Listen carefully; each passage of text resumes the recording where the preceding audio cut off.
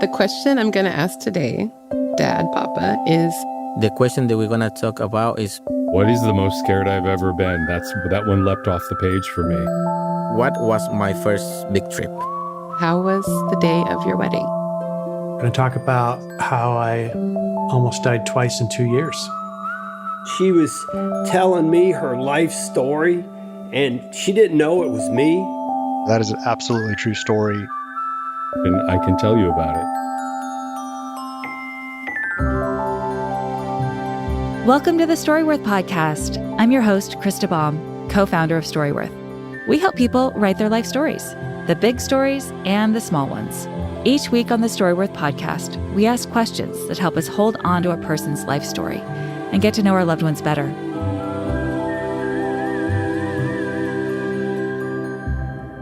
This week on the show, a story of a man who walked right up to the edge of death, a man who faced a terminal diagnosis, attended his own funeral, and wrestled with what it means to say goodbye. Hi, I'm Curtis Atkinson. I'm living in New York, in the same town where I met my wife, Nettie, about 25 years ago. And I'm Nettie Atkinson. I grew up in Salt Lake City, Utah, and we have 3 children. What I always say about Curtis is he's a hidden treasure, because the more you dig, the better it gets. I know some people feel like once they get married, oh, geez, I'm finding out all the stuff I didn't really happy about. But Curtis, it's like, oh, gosh, I didn't know you were that cool. I didn't know you did that. Wow, you're that? Yeah, I mean, I think like I almost thought about writing a book called Love is Taking the Bananas Out of Your Smoothie, because Curtis will do things like, let me just try to explain this. So I don't want to have bananas in my smoothie, but we were living in England and a lot of the strawberries would come with bananas. So I would wake up in the morning to make my smoothie and Curtis had already taken all the frozen bananas out. So I'm just saying little things like that, just thoughtful little things that he's always doing for all of us. Storyworth is a way of preserving stories and history between loved ones. So what story are we going to talk about today? We're going to talk about how I almost died twice in 2 years. Can you give us a sense of what your life was like in 2022 before all of this gets started?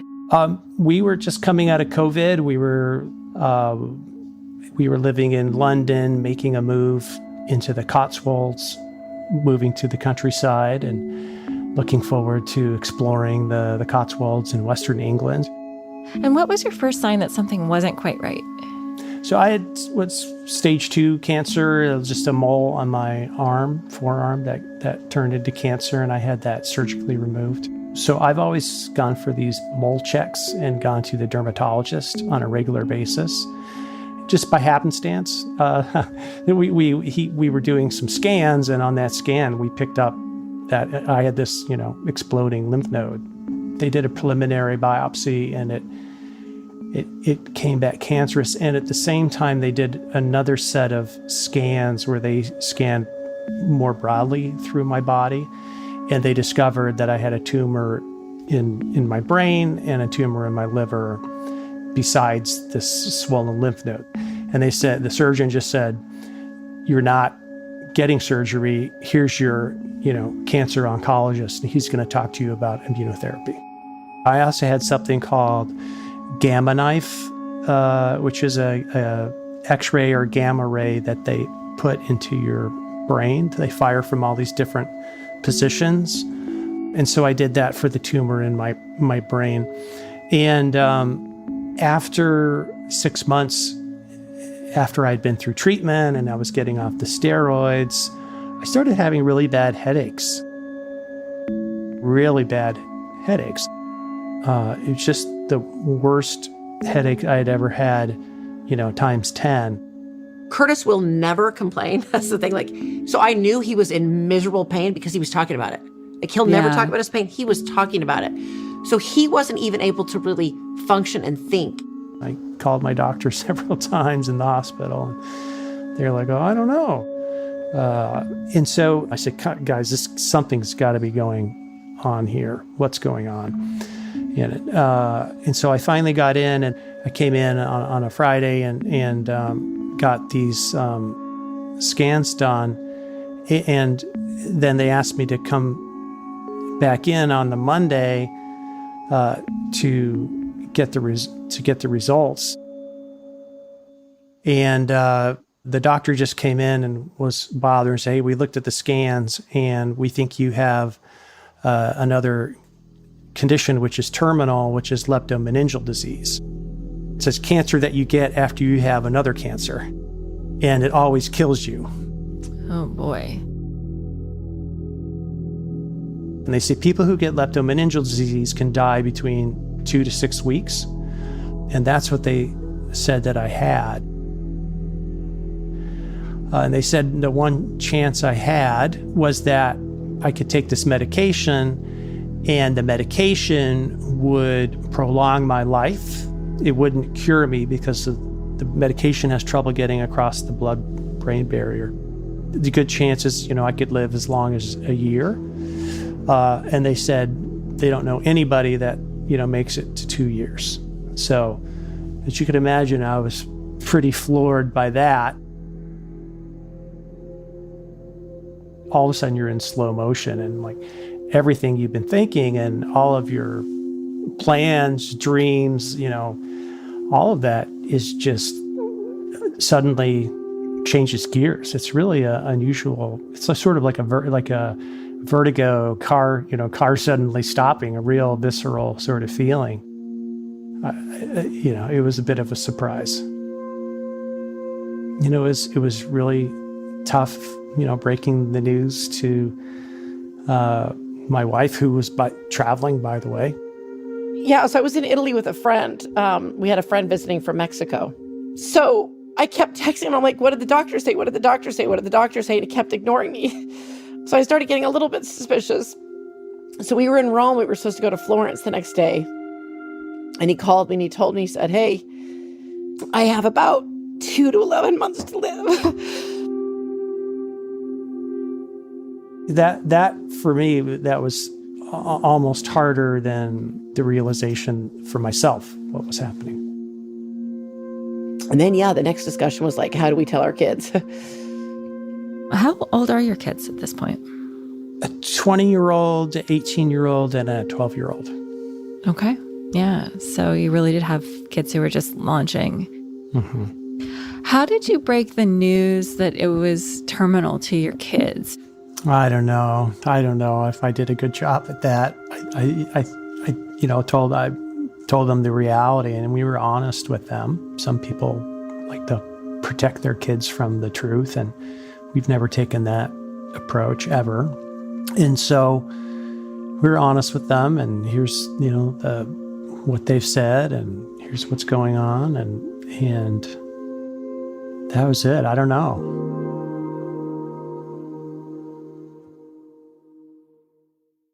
What was your number one priority with the time you had left? I mean, it was time with each other, but the reality is when somebody's dying, it takes so much work. I've never been so busy dying. It was just this massive amount of things. I wanted to make sure my family was provided for. It's just the incessant amount of paperwork. All of our trust and will stuff was US based, but we were living in the UK. So I had a bunch of legal stuff that I had to do. I needed to go through all of our investments and insurance and make sure that was, up to date. Was I really covered by my works insurance, life insurance, like I thought? It was like our daughter dropped out of university, so I was trying to get the tuition refunded. Does, Nettie have access to all of the billing? I typically pay a lot of the bills. Like, we depend on him so much. It was like, what are we going to do? What are we going to do? What are we going to do? And then there was panic. So it was like, we're living in another country on the visa with him. And people kept saying, where are you going to go? And I kept saying, I don't know, because the only place that feels like home is wherever Curtis is. What would we do without him? I can't imagine life without him. Did you guys feel like you guys were having a joint experience or two parallel experiences? No, different. Just very different experiences, yeah. Yeah. Very You were different- so different focused ways. on taking care of us. Mhm. And then I was so focused on just wanting time and emotional time. Mhm. There was some tension with that. Like, there was moments I was mad at you for like, you're dying. We're doing paperwork. But for you, your focus has always been like, I've got to take care of my family. And for me, I was like, but I want you to just sit here with me, right? I just felt this incredible weight to get everything together. So I just started photographing him. So I was like, oh yeah, he holds his hand like that when he sits down and listens to our kids. Oh, he does that, how he laughs. Like, I was just trying to get those expressions, and that's what I ended up doing.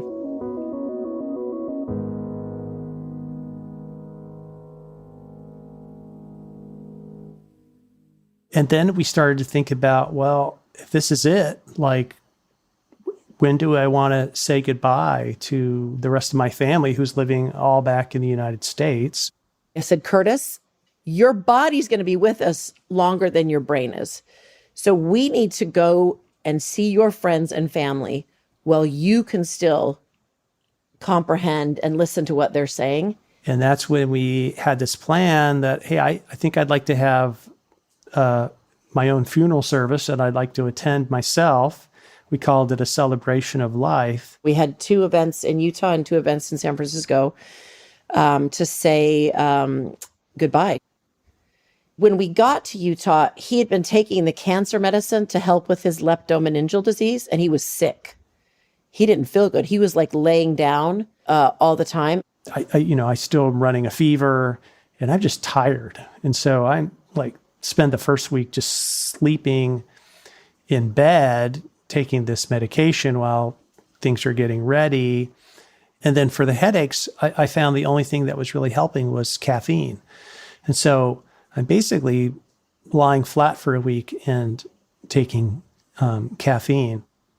Well, tell me a little bit more about like this. How do you plan your own funeral? Like, what were the essential elements for you? Like, what did you want it to feel like? Seeing everyone again and express my thanks and appreciation and love, to those, and let them express their love to me as well, and say goodbye, and be there and feel my family being, supported by friends.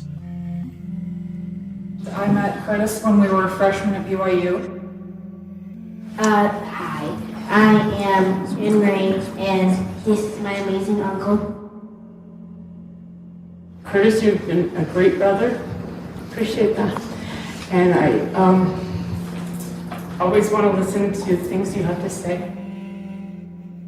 In California, we'd go ride our bikes around in the bamboo forests and in the avocado orchards and climb the trees. Whenever I meet somebody that knows Curtis, I kind of discover again how great he is. And he's given us such a good life, you guys, right? So we love you.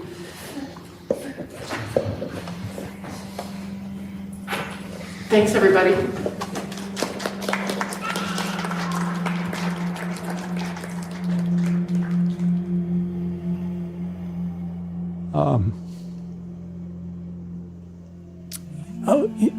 Getting choked up.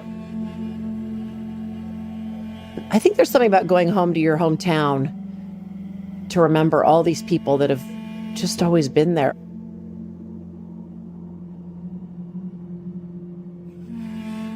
Then after that, we went to Hawaii because we had both had a goal to see a cacao farm together.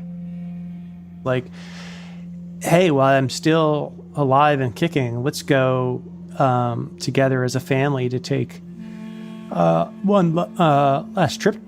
And I was getting choked up again, but one last trip together.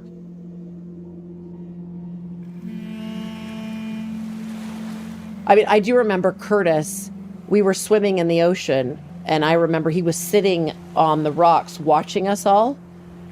He was watching our kids get tumbled by the waves. And I kept thinking back about that. Like, what was that like for him to be watching and thinking, okay, this is some of the last times.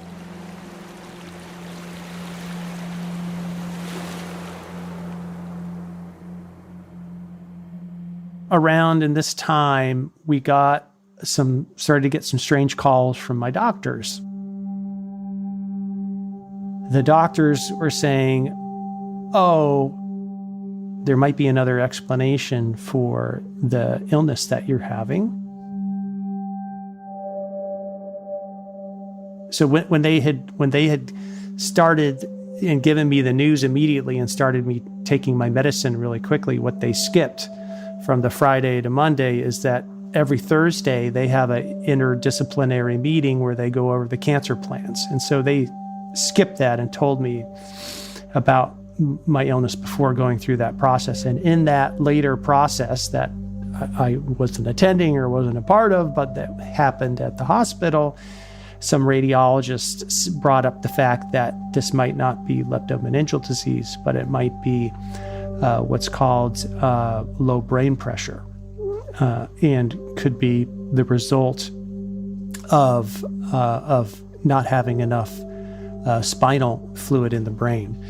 And so the doctor, while we're in Hawaii, said, "Hey, we're going to check it out. This could be what's going on." And so that was actually pretty good news. I mean, yes, there's hope here. Right? Yeah. We're cautiously optimistic as we left Hawaii and came back. And when I met with the neurologist, obviously I was very anxious to have that meeting. And she said, "I got to tell you, Curtis, you just the way that you walked in here and just seeing you," she's like, if you have had leptomeningeal disease for 4 months, you're not walking in here and you're not, we're not having this conversation. That's just not how it goes. Like, she says, like, I'll go through all your charts and everything, but I don't think you have it. I think you have this low brain pressure. And the interesting thing was just hearing, she said, "Oh, it's really interesting. What you're telling me is that because of the cancer medication, you lay flat on your back for a week and you were drinking caffeine. Turns out that's the exact first line treatment for low brain pressure. Lying flat for a week and drinking caffeine." And she said, "You don't have headaches anymore, do you?" I go, "No, they're totally gone." And she's like, "Yeah." Oh my gosh. And so I unwittingly had cured myself by having the cancer treatment. I'd unwittingly cured myself of the actual disease that I had. And then sometime around the same time, I'm back in England, and I get a call from the hospice worker who's preparing me to, spend my final. This was in the morning, and they were very nice and called me and let's, work on my final moments. And then later that afternoon is when I got the call from the doctor saying that we've changed our most likely diagnosis to be low brain pressure. How are you even emotionally keeping up with this? Like in the 1 p.m. in the morning, you wake up and somebody's like, "I'm here to prepare you to die." Oh. And then a couple hours later, you're getting a call from a specialist saying like, "You know what? I don't think you're dying at all." Yeah. Like, how are you emotionally even, are you just kind of divorced from this emotionally at this point? Because how can somebody keep on this roller coaster? Yeah, no, that's the word we used, was roller coaster. It was a roller coaster. Did it send us on a total wild goose chase? Yes, it did. Was it painful? Yes, it was. Did we spend a lot of money? Yes, we did. But what it did is it really did show us how many wonderful people we've had in our life. Curtis got to listen to what he's meant to people in his life. We got to reflect on our life together. Our children got to reflect on their father, what he means to them. I don't know, in some ways it seems like a gift. It was such a relief. We just wanted to spend our time doing things that made us happy. So this was maybe like April-ish. We talked together like, "Hey, I'm still alive. We need to take advantage of our life together. And we don't know when we're going to get the rug pulled out from under us again. So let's do what we wanted to do and let's travel." We were like, "Let's go. I've never been to the south of France. Let's go, live in Nice for several weeks," which we did. And then for my birthday in May, we went to Copenhagen, where I'd been before, but always loved and wanted to have my family experience that. And then we went to chocolate festival in Germany later in the summer, and we were in Prague. And gosh, I think we went a bunch of other places too that I can't remember. And finally, we did Christmas in Marrakesh in Morocco. So that whole year, I was like, let's go. How are you living now differently? For me, that sort of attitude of let's make sure to do the things that we've always wanted to do. I'm still very much in that mode. Like, I don't want to waste time. I definitely value my time with Curtis. And I definitely think I notice sort of more of the magical moments or appreciate the small things. I mean, just the fact that you can just sit and watch a movie together. Like Saturday, we went and walked around Central Park together, just held hands and just enjoyed the fall afternoon together. Went and had lunch together, just simple stuff. I think our focus was we were going to do the business of life, have celebration of life, and then enjoy life. And what the great news was, the happy ending of the story, is that we got to enjoy life with Curtis.